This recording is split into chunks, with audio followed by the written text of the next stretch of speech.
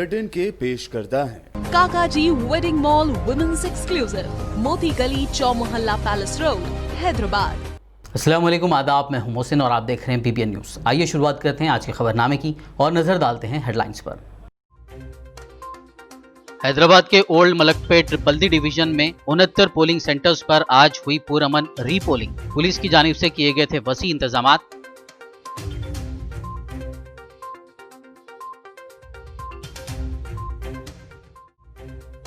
GHMC इंतखाबात के लिए वोटों की गिनती के इंतजामात मुकम्मल। 30 मराकज़ में की जाएगी गिनती। सिक्योरिटी का वसी बंदोबस्त।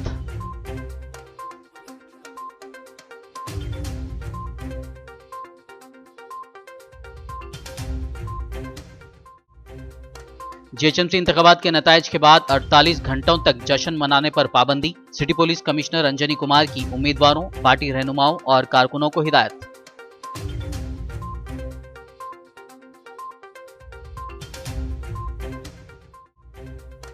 दिल्ली के किसानों की हिमायत में हैदराबाद और आदिलाबाद में एहतजाज। किसान मुखालिफ कवानीन की वापसी या किसानों के साथ बातचीत के जरिए मसले के हल का मुतालबा।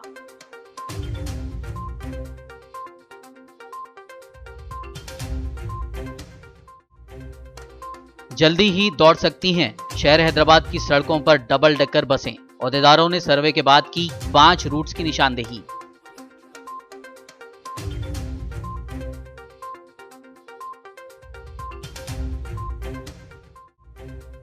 तेलंगाना का जमीकुंटा पुलिस स्टेशन मुल्क के 10 बेहतरीन पुलिस स्टेशनों में शामिल। DGP महेंदर रेड्डी ने दी मुबारकबाद।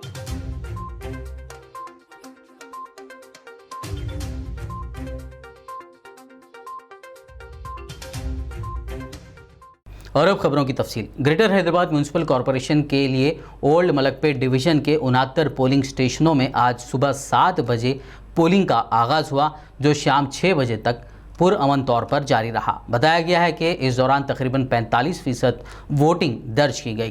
गौरतलब है कि ग्रेटर हैदराबाद म्यूनिसिपल कॉरपोरेशन के ओल्ड मलकपेट में इंतखाबी निशान में गलती सरजद होने की वजह से इलेक्शन कमीशन ने इस डिवीज़न में दोबारा पोलिंग करवाने का फैसला किया था। पोलिंग के पुरअमन इनेकाद के लिए पुलिस की जानिब से वसी इंतजामात किए गए थे। GHMC इंतखाबात के वोटों की गिनती के लिए ओहदेदारों ने तमाम इंतजामात मुकम्मल कर लिए हैं। वोटों की गिनती 4 दिसंबर को सुबह 8 बजे शुरू होगी और ये अमल वोटों की गिनती तक जारी रहेगा। वोटों की गिनती के लिए 30 मराकज़ कायम किए गए हैं। हर वार्ड के लिए एक गिनती का हॉल होगा और हर काउंटिंग हॉल में 14 टेबल होंगे। हर टेबल के लिए एक सुपरवाइज़र, एक असिस्टेंट और एक एडिशनल सुपरवाइज़र रहेंगे जो गिनती की निगरानी करेंगे, जबकि वार्ड रिटर्निंग ऑफिसर गिनती के अमल की मुकम्मल निगरानी करेगा। रिटर्निंग ऑफिसर के हमरा उम्मीदवार और उसका एक काउंटिंग एजेंट को खड़े रहने की इजाज़त रहेगी, जबकि दूसरे एजेंट एक तरफ खड़े हो सकते हैं और गिनती का मुशाहिदा कर सकते हैं। ओहदेदारों ने बताया कि वोटों की गिनती के पहले राउंड की तफसीलात 11 बजे के बाद जारी की जाएंगी। वाज़ेह हो के पोलिंग के दिन 46.55% वोटिंग दर्ज हुई थी। इस हिसाब से तमाम डिवीज़नों में 30,000 से भी कम वोट डाले गए थे। किसी भी नाखुशगवार वाक़यात की रोकथाम के लिए पुलिस की जानिब से वोटिंग के दौरान सख्त सिक्योरिटी इंतजामात को यकीनी बनाया गया है। City police commissioner Anjani Kumar ने कल होने वाली वोटों की गिनती के नताइज पर GHMC इंतखाबात में जीत हासिल करने वाले पार्टी रहनुमाओं, कारकुनों को हिदायत दी है कि वो काउंटिंग के बाद 48 घंटों के लिए किसी किस्म का जश्न ना मनाएं। पुलिस कमिश्नर ने GHMC इंतखाबात के नताइज के तनाज़ुर में अहकामात जारी करते हुए जीतने वाले उम्मीदवार या पार्टी की जानिब से खुशी के इजहार के लिए अवामी मुकामात, सड़कों और दीगर मुकामात पर जश्न, पटाखे व दीगर पर इम्तना आयद किया है। खिलाफ वर्जी पर कार्रवाई की बात कही गई है। हमारे काउंटिंग प्रोसेस में जो 15 प्लेसेस में काउंटिंग सेंटर्स हैं, वहाँ भी कल हमारे सभी सीनियर ऑफिसर्स हम लोगों ने खुद जाकर विज़िट किया और GHMC ऑफिशियल्स, रेवेन्यू डिपार्टमेंट के ऑफिशियल्स, स्टेट इलेक्शन कमीशन की गाइडलाइंस के मुताबिक जो सिक्योरिटी के पैरामीटर्स हैं, सिक्योरिटी के जो गाइडलाइंस हैं, उसके पूरे इंतज़ामात किए। जैसे कि काउंटिंग सेंटर के 200 मीटर्स के अंदर केवल परमिटेड लोग को ही आना है, बाकी लोग को नहीं आना है। और हर जगह मीडिया के लिए मीडिया सेंटर और बाहर इलेक्शन के बाद, काउंटिंग के बाद 48 आवर्स तक के लिए किसी भी तरह का रैली, विक्ट्री प्रोसेशन पर पाबंदी है। ये पाबंदी प्रोहिबिटरी ऑर्डर के तहत राचकोंडा, साइबराबाद और हैदराबाद तीनों कमिश्नरेट में है। तो मुझे पूरा यकीन है कि आज का ये रिपोल भी बहुत पीसफुल रहेगा और आप सबको कोऑपरेशन के लिए बहुत बहुत धन्यवाद। Thank you.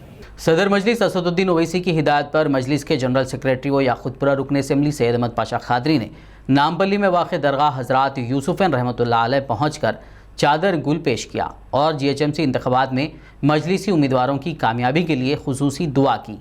इस मौके पर मजलिसी लीडर मिर्ज़ा रहमत बेग, GHMC इंतख़ाबात में मजलिसी उम्मीदवार ज़फ़र ख़ान के अलावा दीगर कारकुनान मौजूद थे। के तमाम उम्मीदवारों की कामयाबी के लिए आज बारगाह यूसुफ़ैन रहमतुल्लाह अलैह में आयत करीमा का ख़त्म हुआ और दरबार हज़रत यूसुफ़ैन में एक बार हाज़िरी हुई। गिलाफ़ मुबारक और चादर गुल की नजराने पेश किए गए और इस मौके पर इमाम ख़तीब मस्जिद हाज़ा दरगाह हज़रत यूसुफ़ैन की नहायत पुरसर दुआ की गई। मेरा ये दुआया इज्तिमा में काफ़ी तादाद में लोग शरीक रहे। हम दुआ ये की गई कि अल्लाह ताला मजलिस इत्तेहादुल मुस्लिमीन को शानदार कामयाबी अता करे। हमेशा इंतखाबात के मौके पर हम वोटों का मुतालबा करके दूसरा जो मुतालबा हमारा होता है वो दुआ का होता है। दुआया इज्तिमा न सिर्फ यहाँ पर होते हैं बल्कि घर में जो ख़वातीन हैं वो आयत करीमा के दस्तर बिछा के दुआ करती हैं मजलिस की कामयाबी के लिए। अब इस वक्त तो हमारे पास फ़िरका परस्त ताकतों की फ़ौज हैदराबाद को आके हैदराबाद को तब्दील करना चाहती है, यहाँ के हालात को बिगाड़ना चाहती है। तो इस ज़िम्मन में काफ़ी तादाद में लोगों ने अपने हक़ रायदही का इस्तेमाल किया। हमको तवक्कुह है, अल्लाह की ज़ात पे भरोसा है कि अल्लाह ताला मजलिस इत्तेहादुल मुस्लिमीन को शानदार कामयाबी से हमकिनार करेगा। पार्लियामेंट में मरकज़ी हुकूमत की जानिब से हाल ही में मंजूरा ज़रई क़वानीन और बिजली के तरमीमी बिल के ख़िलाफ़ तेलंगाना के मुख्तलिफ मकामात पर कुल जमाती किसानों की तंजीमों ने एहतजाज किया। कौमी दारुल हुकूमत नई दिल्ली में किसानों के साथ मरकज़ के नामुनासिब रवैये के ख़िलाफ़ किसानों की तंजीमों की अपील पर यह एहतजाज किया गया, जिसमें दिल्ली के किसानों की हिमायत की गई। इस मौके पर मोदी ज़ेर क़यादत मरकज़ी हुकूमत के ख़िलाफ़ और किसानों की हिमायत में नारेबाजी की गई। दिल्ली में किसानों के एहतजाज की हिमायत में मरकज़ी हुकूमत के मौक़ूफ़ के ख़िलाफ़ अवामी तंजीमों के ज़िम्मेदारान ने आदिलाबाद शहर के जदीद बस स्टैंड के रूबरू रास्ता रोको एहतजाज मुनज़्ज़म किया। इस मौके पर मरकज़ी हुकूमत के ख़िलाफ़ शदीद नारेबाजी की गई। इस दौरान ट्रैफिक मसाइल पेश आने पर पुलिस ने मदाखलत करते हुए एहतजाज को रोकने की नाकाम कोशिश की। इस मौके पर अवामी तंजीमों के क़ायदीन बंडी दत्तात्री ने मीडिया से बात करते हुए मरकज़ी हुकूमत से मुतालबा किया कि वो किसानों के नुकसान के लिए मुतारिफ़ करवाए गए बिलों को फौरी तौर पर वापस ले और पुरअमन एहतजाज करने वाले किसानों के साथ बातचीत के ज़रिए इस मसले को हल करें। बसूरत दीगर एहतजाज में मज़ीद शिद्दत पैदा की जाएगी।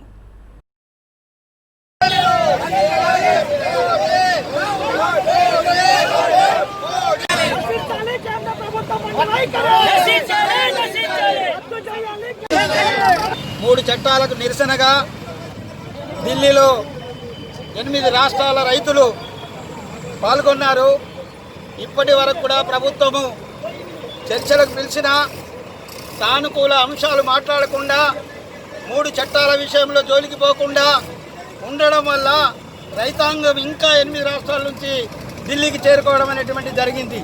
దాంట్లో భాగంగానే ఈరోజు ఆదిలాబాద్లో అఖిలపక్ష రైతు సంఘాలన్నీ కూడా ప్రజా సంఘాలన్నీ కూడా ఈ యొక్క రాస్తారోకోలో పాల్గొనడం జరిగింది. ఈ పోరాటం ప్రభుత్వం వాళ్ళని పిలిచి సానుకూలంగా 3 చట్టాలని రద్దు చేసేంత వరకు మేము కూడా ఇక్కడ ఆదిలాబాద్ జిల్లాలో పెద్ద ఎత్తున అనేక కార్యక్రమాలు అనేటువంటి చేపట్టడం జరుగుతుంది. तेलंगाना के वज़ीर आला के चंद्रशेखर राव ने हुक्मरां जमात TRS के रुकन असम्बली N नरसिम्हैया की आखिरी रसूमात में शिरकत की, जिनकी 2 दिन पहले एक अस्पताल में मौत हो गई थी। नरसिम्हैया असम्बली में नागार्जुना सागर हल्के की नुमाइंदगी करते थे। वज़ीर आला ने नलगुंडा ज़िले के नकरेकल मंडल में वाक़ उनके आबाई पालम गाँव में पहुँचे और आखिरी रसूमात में शिरकत करते हुए उनकी लाश पर फूल निछावर किए, उनको खिराज पेश किया और उनकी खिदमात को याद किया। वहीं इस मौके पर दीगर रियासती वुज़रा, TRS पार्टी के क़ायदीन व कारकुनान भी मौजूद थे। रियासती वजीर श्रीनिवास गौड़ ने तेलंगाना के शहीद श्रीकांत चारी की 11वीं बरसी के मौके पर एलबी नगर में वाक़ उनके मुजस्समे पर गुलाए अक़ीदत पेश किया। वाज़ेह रहे कि आज आलमी यौम माजूरीन भी है, ताहम इस दौरान माजूरीन से मुतालिक शौर बेदारी प्रोग्राम भी मुनक़्क़िद किया गया, जिसमें वज़ीर श्रीनिवास गौड़ ने माजूरीन में कंबल की तकसीम की और माजूरीन की वॉक को झंडी दिखाई। ప్రాణాలు తెగించి పోరాటం చేసి ఈ మల్లేశ ఉద్యమంలో మొట్టమొదటిసారిగా ప్రాణాలు అర్పించినటువంటి మా గొప్ప శ్రీకాంత్ చారి మా తమ్ముడు చనిపోయి హాస్పిటల్లో ఉన్న సందర్భంలో కూడా బతుకుతాం అంటే మళ్ళీ బతికితే మళ్ళీ తెలంగాణ గురించే ప్రాణం ఇస్తా అని చెప్పినటువంటి వీరుడు శ్రీకాంత్ చారి. మరి ఈరోజు ప్రొఫెసర్ జయశంకర్ గారు కానీ, శ్రీకాంత్ చారి గారు కానీ, ఇంకా ఎంతమంది యాదయ్య కానీ, ఎంతమంది తెలంగాణ బిడ్డలు తెలంగాణ రాష్ట్రం వస్తేనే మేము బాగుపడతాం, తెలంగాణ బాగుపడుతుంది, మా జాతులు బాగుపడతామని చెప్పి వారు ఆ రోజు చెప్పడం జరిగింది. నాటి ఉద్యమానికి నాయకత్వం వహించినటువంటి నాయకుడు కేసీఆర్ గారు ఇవాళ ముఖ్యమంత్రి కావడం, ఇలా ఆత్మగౌరవ భవనాలు కావచ్చు, బీసీలకు రెసిడెన్షియల్ స్కూళ్ళు కావచ్చు, ఆసరా పెన్షన్లు కావచ్చు, కళ్యాణ లక్ష్మి కావచ్చు, ఇంకా ఎన్నెన్నో చేసుకున్నాం. ఇంకా చాలా చేసేది కూడా ఉంది. ఇంకా ఎన్నో వర్గాలకు, అట్టడుగు వర్గాల వారికి రాజకీయ పరంగా కూడా చేస్తామని కూడా చెప్పడం జరిగింది. खबरनामे में फिलहाल लेंगे एक ब्रेक, मुलाकात होगी इस छोटे से ब्रेक के बाद।